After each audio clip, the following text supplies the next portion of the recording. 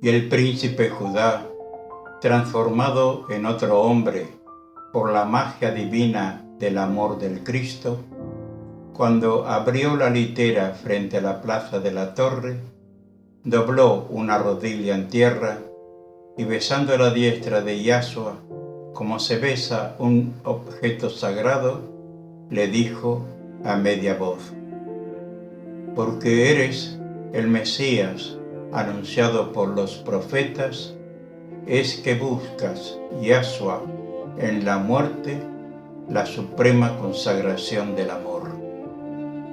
Has subido a la cumbre conmigo, le dijo. Judá, el Hijo de Dios, te bendice. Fueron las últimas palabras que el maestro dirigió al gran amigo, cuya comprensión de la suprema verdad se despertaba cuando él iba a morir. El procurador Pilatos se desconcertó todo al ver que el prisionero le era devuelto. Ni aun Herodes, criminal y asesino como su padre, se atrevía a condenar a un hombre inocente.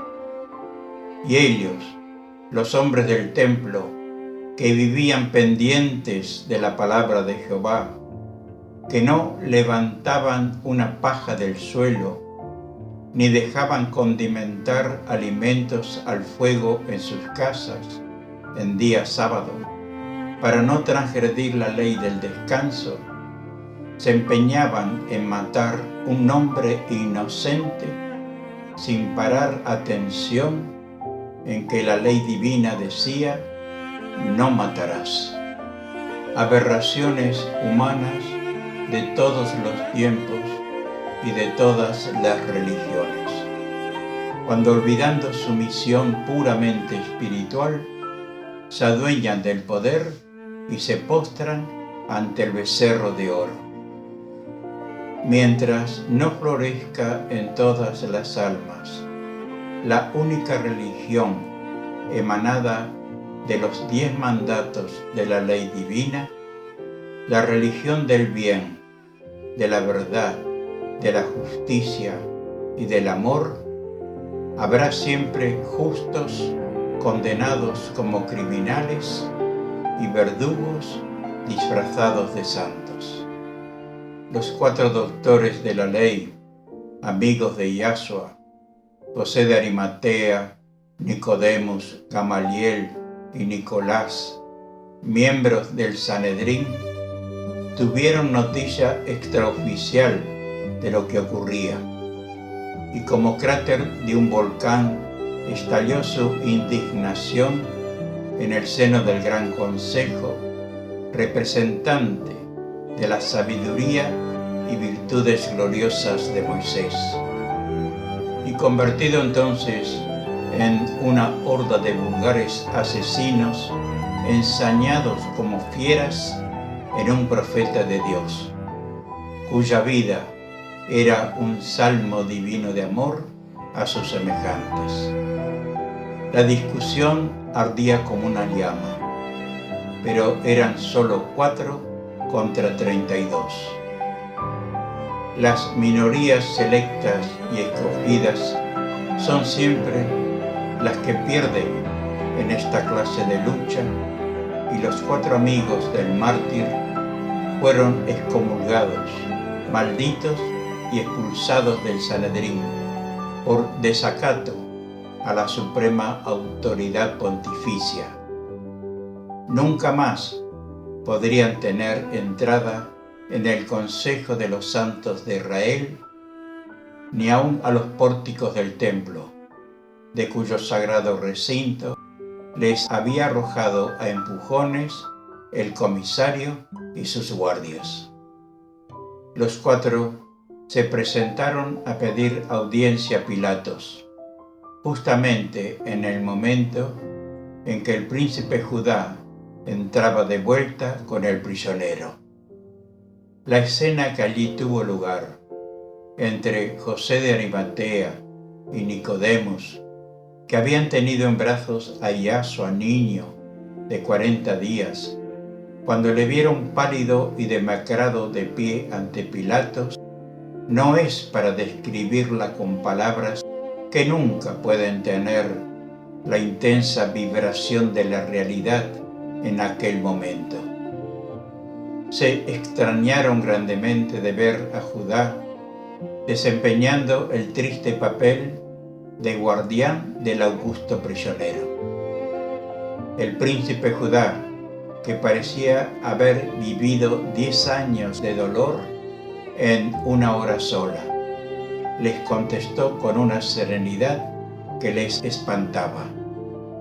Viendo que Yahshua se empeña en morir antes de la puesta del sol, he pedido al Dios de nuestros padres la fuerza necesaria para acompañarle hasta el último momento.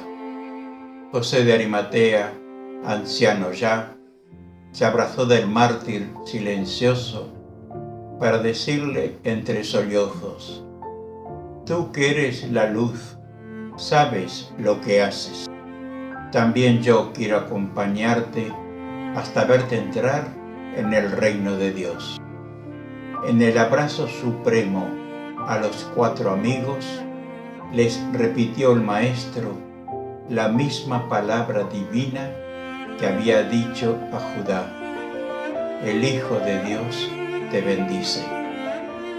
La negra masa del populacho enfurecido se iba aumentando rápidamente, con los revoltosos desocupados que abundan en todas partes y que, ignorantes de los móviles verdaderos de aquel tumulto, se dejaron arrastrar a él por los malhechores comprados con el oro sacerdotal.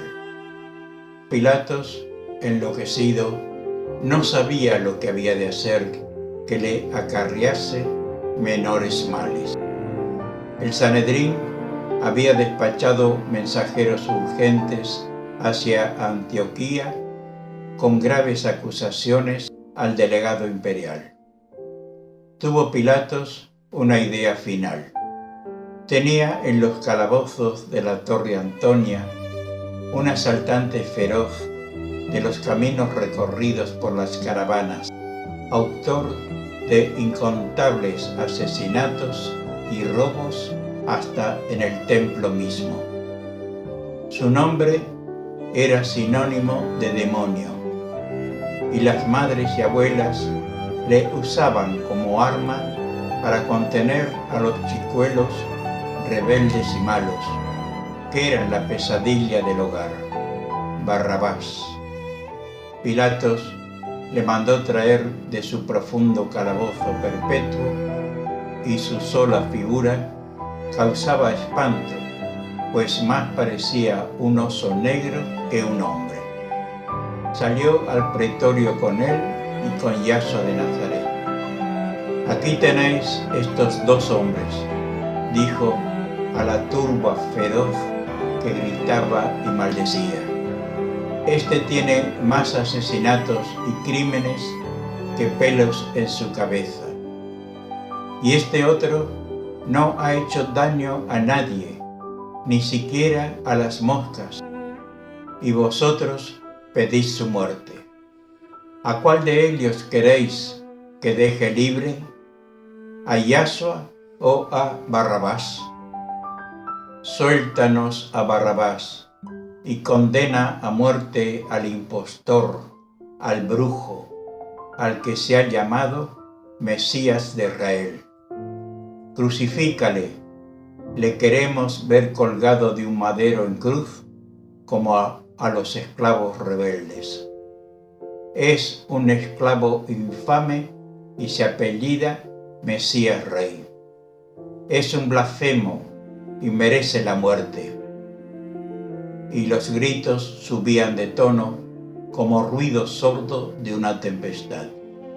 Los viejos del Sanedrín estaban allí a la vista de la masa de malhechores enfurecidos, animándoles con sus ojos de fieras rabiosas que tenían la presa al alcance de sus garras y de sus dientes.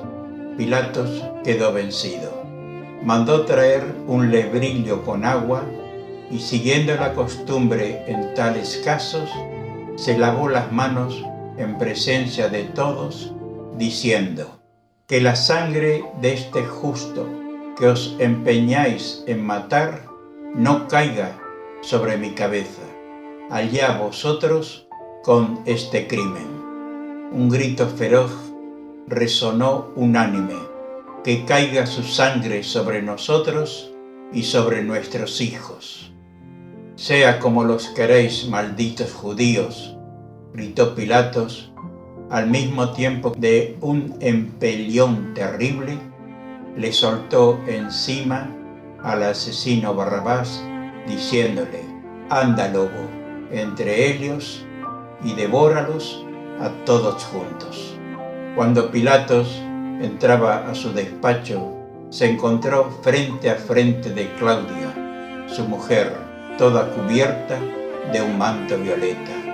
«¡Cobarde!», le gritó enfurecida, aplicándole un feroz bofetón al mismo tiempo que le arrojaba a la cara la cédula matrimonial y las joyas que él le había regalado el día de su boda. Y sin dar tiempo a que él se repusiera de la impresión, se hundió por la rampa secreta que se abría en la muralla y desapareció. Sus 2 esclavas galas con sus novios ya libertos la esperaban con caballos en la puerta trasera de la torre, llamada de los ajusticiados. Por ella habían sido libertadas del calabozo años atrás, por la influencia del maestro, Noemí y Tirsa, madre y hermana del príncipe Judá. Por esa misma puerta escapaba Claudia de la infamia en que acababa de hundirse su marido, condenando a muerte al hombre más puro y más bueno que había pisado la tierra. 2 prisioneros de la Torre Antonia estaban condenados a muerte desde el día anterior. El uno era un bandido samaritano de nombre Gestas, que acababa de coronar su carrera de robos y asesinatos con la muerte de un soldado romano que descubrió su madriguera y quiso apresarle. Había sido prendido en momentos que arrastraba el cadáver hacia el hueco de una roca con el fin de encubrir su crimen. El otro era un hombre de edad madura, cuya juventud fue muy borrascosa porque acontecimientos no buscados por él lo habían llevado a una vida al margen de la ley. En defensa propia y junto con aldeanos de su pueblo, habían herido malamente a 2 correos del procurador Valerio Graco, que al entrar a la casa de postas para cambiar las cabalgaduras, atropellaron a indefensas muchachitas que llevaban sus cántaros a la fuente. Este se llamaba Dimas, y aunque su vida delictuosa de la juventud estaba casi olvidada, un último incidente lo puso de nuevo frente a la justicia humana. Retirado en las afueras de Berseba, en la región montañosa de Judea, vivía de un pequeño rebaño de cabras y de un huerto que cultivaba él mismo. El patrón de una de las caravanas que hacían el viaje desde el Mar Rojo a Jerusalén perdió algunos asnos que se despeñaron en un precipicio, y viendo que pastaban sueltos los asnos de la cabaña de Dimas, los tomó tranquilamente y siguió viaje sin decir a su dueño ni una palabra. Cuando éste se enteró, corrió tras de la caravana para recobrar sus jumentos. En la recia contienda que se armó por este motivo, el caravanero fue herido por Dimas y murió antes de llegar a Jerusalén. Dimas fue capturado y condenado a muerte, pues se removió su borrascoso pasado y la ley tenía varias cuentas a cobrarse. Pilatos dio orden de que los dos fueran ajusticiados juntamente con el profeta Nazareno. «Quise salvarte», le dijo Pilatos cuando vio al Maestro por última vez, «y tú no lo quisiste. Negra desventura ha caído sobre mí por tu causa, Rey de los judíos». El Maestro no le contestó. Al oír esta palabra, uno de los ejecutores de la sentencia creyó que sería de gran efecto en la horrorosa tragedia el poner sobre la persona del llamado Rey de los judíos un desteñido manto rojo de los usados por los verdugos para cubrir sus ropas cuando azotaban o torturaban a algún reo, lo cual les resguardaba de las salpicaduras de sangre, y con un haz de varillas de fresno hizo un simulacro de corona, que entre burlonas carcajadas la colocó sobre la hermosa cabeza de Yasua.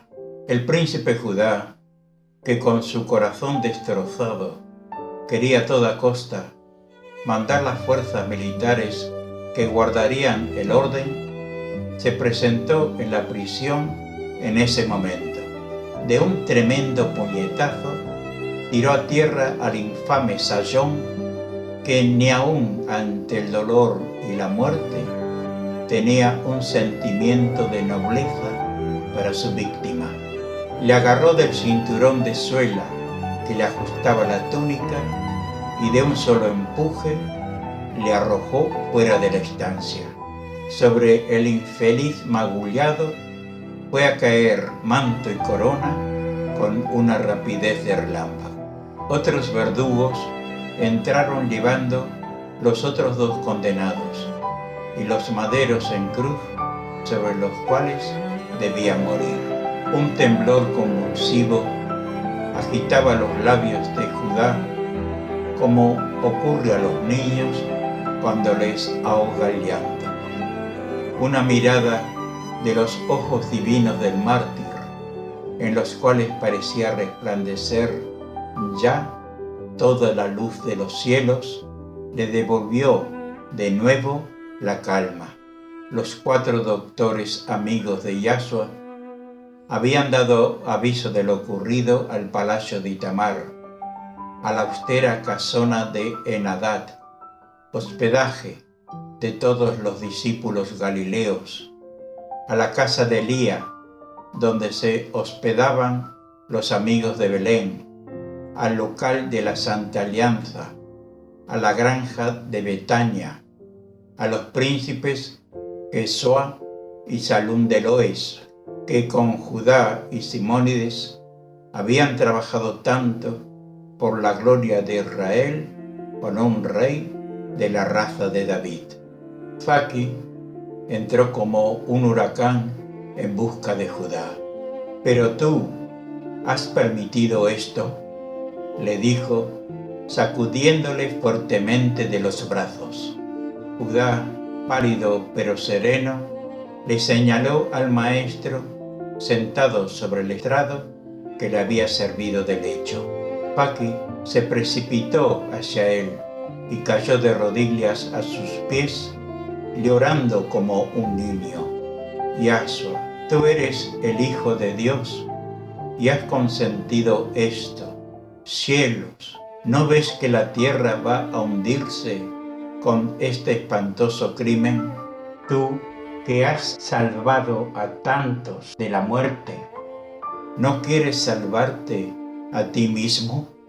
El maestro le puso una mano sobre la cabeza que se agitaba en su regazo como un pájaro herido, mientras le decía: «Faki, porque me has amado mucho, mi Padre te deja compartir conmigo la inmensa dicha de mi entrada en su reino. Morir para conquistar por siempre la corona de Hijo de Dios no es morir, amigo mío, sino empezar a vivir la gloriosa vida del vencedor después de la victoria. Faki levantó su cabeza para mirar a Yashua, cuya forma de expresión le resonaba de un modo extraño. Debido a su facultad clarividente, le vio entre un dorado resplandor, donde se agitaban 100 manos con palmas, coronas y laúdes, de los cuales parecía salir como el eco de una canción lejana estas sublimes palabras: morir por un ideal de liberación humana es la suprema consagración del amor. Todo esto pasó en un instante, como el fugaz resplandor de un relámpago. La grandeza de Amanai está contigo, sea como tú lo quieres, Hijo del Altísimo, murmuró, levantándose con la misma serena calma que hemos visto a Judá. Cuando Faki se inclinó para besar por última vez aquella blanca frente que él comparaba con el lirio del valle, oyó que Yashua le decía: ahora acabas de penetrar en el arcano de mi Padre. El Hijo de Dios te bendice. Judá se le acercó para decirle: como yo soy un centurión romano, tú dejas de ser un príncipe tuareg. Corre y vístete como labriego o leñador y espera en la fuente de la calle de Jope, que por allí pasaremos. ¿Qué piensas hacer?, preguntó Faki. Yo nada, pero debemos estar alerta hasta el último momento. Mi esperanza vive, Faki, y siento que es inmortal como Dios. Faki salió como una exhalación. Se había consolado sobre el corazón de Yashua y, al igual que su amigo, esperaba indefinidamente. ¿Qué esperaban? Ellos mismos no sabían precisarlo.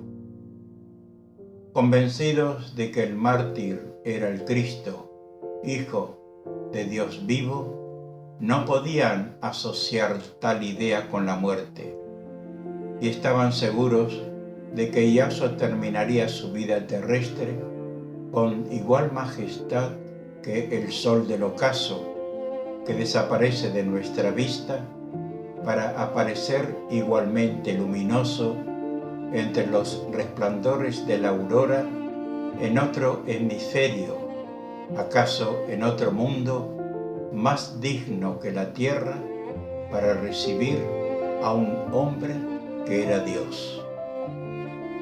Los 3 patíbulos no eran iguales. 2 de ellos eran de madera verde recientemente cortada y el otro de madera seca que acaso desde tiempo atrás esperaba el reo que había de morir en él. No sé si por una piedad pobre y tardía, pero sobre este aparecía una pequeña tabla con esta inscripción: Rey de los Judíos, lo que indicaba estar destinado al profeta. Era el menos pesado de los 3, pero así y todo, Judá no le dejó poner sobre los hombros de Yashua hasta que hubieron bajado el graderío del pretorio y estuvieron en la calle. Hubiera mandado llevarlo por los sayones, pero el maestro adivinó su pensamiento y levantó sus brazos para colocarla él mismo sobre su espalda. la cruz de la humanidad delincuente caía por fin sobre los hombros de su Salvador. La humanidad podía decir con el profeta en ese solemne momento: sin abrir su boca, cargó sobre sí con todas mis iniquidades. Apenas habían andado unos 200 pasos cuando comenzó de verdad para el augusto mártir la calle de la amargura. Fue Verónica, esposa de Rubén de Enguedí, la primera al llegar, seguida de sus hijos e hijas que trataban en vano de contenerla. Aquella mujer, exhalando al viento su llorar que rompía el alma, se abrió paso ante la turba maldiciente que rodeaba al justo como una manada de lobos. Judá, desde lo alto de su caballo, la vio y dio orden de abrirle paso. Se llegó hasta el mártir, que comenzaba a doblarse bajo el peso del madero, y arrancándose el blanco velo de lino que cubría su cabeza, secó el abundante sudor que el calor del sol y la fatiga hacía brotar en aquella pálida faz, donde brillaban con extraño fulgor los ojos divinos del Cristo como estrellas lejanas al anochecer. Aquella faz de nácar quedó grabada en el velo. Judá lo vio y su corazón se estremeció de fervoroso entusiasmo, pues pensó para sí mismo: ahora comienzan las maravillas de la hora final. En ese preciso momento llegaban también Susana y Ana, esposas de José de Arimatea y Nicodemus, Noemí, Tirsa, Nebai, Elena de Adiabenes, la anciana Lía, llevada en silla de manos por los amigos de Belén, al igual que Betsabé, conducida por sus hijos Jacobo y Bartolomé, que creían estar viviendo una horrible pesadilla.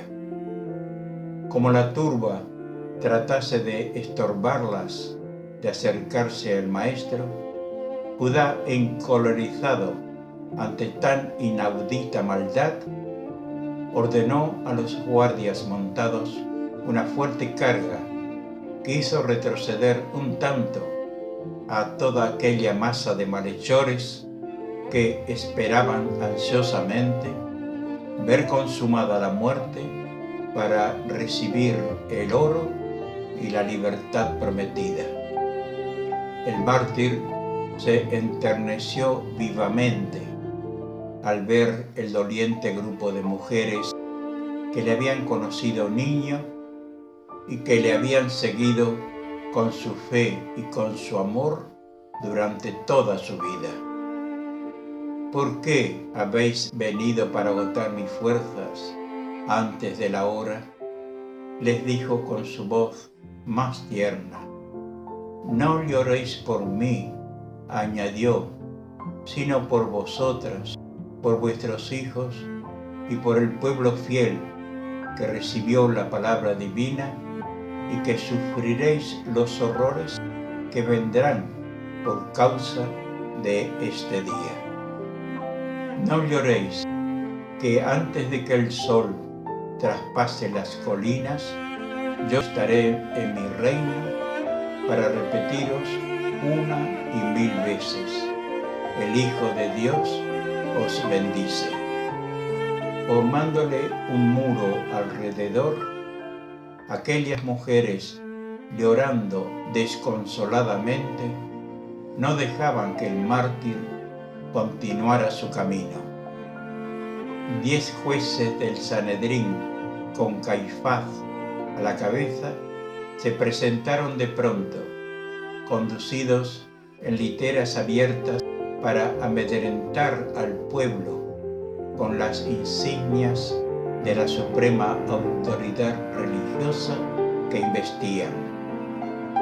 Habiendo tenido noticia de que mandaba la guardia montada Quintus Arrius, el amigo del ajusticiado, temieron que en las afueras de la ciudad tratase de libertarlo. Al ver la escena dolorosa de las mujeres, los jueces comenzaron a gritar: «Las mujeres a su casa, apártenlas a latigazos, plañideras pagadas para chillar, rameras de los caminos». El príncipe Judá, ciego de indignación, arremetió con su caballo el cortejo de literas brillantes de oro y púrpura. Algunos esclavos conductores perdieron el equilibrio y cayeron, causando por consiguiente la caída de algunos de aquellos malvados viejos que con sus gritos insultantes querían dar a entender la baja estofa a que pertenecía el ajusticiado y sus amigos. «Quien manda aquí soy yo, en nombre del gobernador», había gritado Judá con voz de trueno. «A callar como muertos toda esa canalla, si no, aquí mismo os dejo con las entrañas al viento».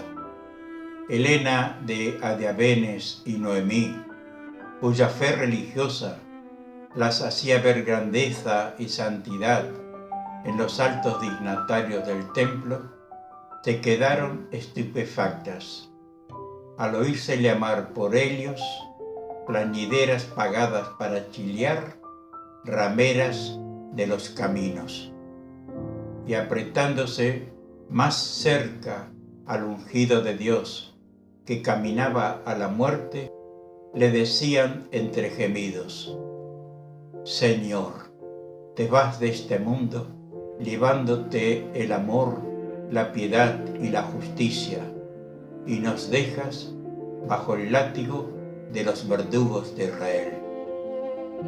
Los ojos del lince de Anán habían reconocido a Helena, cuya arca estaba siempre abierta para los valiosos donativos que le fueron solicitados, y pasando aviso a Caifás y demás jueces, guardaron silencio por doble conveniencia. Quintus Arrius no gastaba bromas, y la viuda de Adiabenes los miraba escandalizada. El príncipe Judá habló en voz baja a su madre, y todo el grupo femenino siguió detrás del mártir en profundo silencio. Un observador hubiera notado que las palabras del príncipe Judá habían hecho nacer una esperanza en el doliente grupo de las mujeres judías. Nebai se perdía en suposiciones y conjeturas. ¿Cómo y por qué mandaba Judá la guardia ese día? ¿Sería para salvar a Yahshua a última hora? Oh sí, no había duda. Judá no le dejaría morir. Y con la más viva ansiedad pintada en el rostro, continuaba andando. A la vuelta de un recodo de la calle, y cuando ya estaban cerca de la puerta de Jope, apareció frente a la comitiva un fornido labriego, alto, esbelto, casi como un gigante. Traía el azadón al hombro y se apoyaba en un bastón de encina. Era Faki disfrazado tal como indicara Judá. Tirsa, que le vio, iba a llamarlo por su nombre para cerciorarse de que era él, pues su extraña indumentaria hacía dudar a cualquiera. Judá se apresuró a decirle: «Buen hombre, si quieres ganarte unos sestercios, deja el azadón y ven a cargar el madero de este penado que no puede andar con su peso. Simón de Cirene para servirte, centurión, le contestó el labriego. Algunos de los jueces levantaron su voz de protesta. He dicho que aquí mando yo. Volvió a gritar con voz de trueno el hijo de Quintus Arrius, que parecía sentirse señor del mundo para proteger al Cristo mártir hasta el último momento de su vida. ¿Qué pasaría por el alma nobilísima y tierna del ungido cuando el Achbenfaki, su amigo, le tomó la cruz y la cargó sobre su espalda? Los ojos del mártir se llenaron de lágrimas y de su corazón de hijo de Dios subió a los cielos este divino pensamiento. Te adoro y te bendigo, Padre mío, porque han florecido mis rosas de amor sembradas en la tierra. Libre ya el Maestro de aquel peso excesivo para su endeble y delicada naturaleza, su cuerpo se irguió de nuevo y continuó caminando al lado de Faki.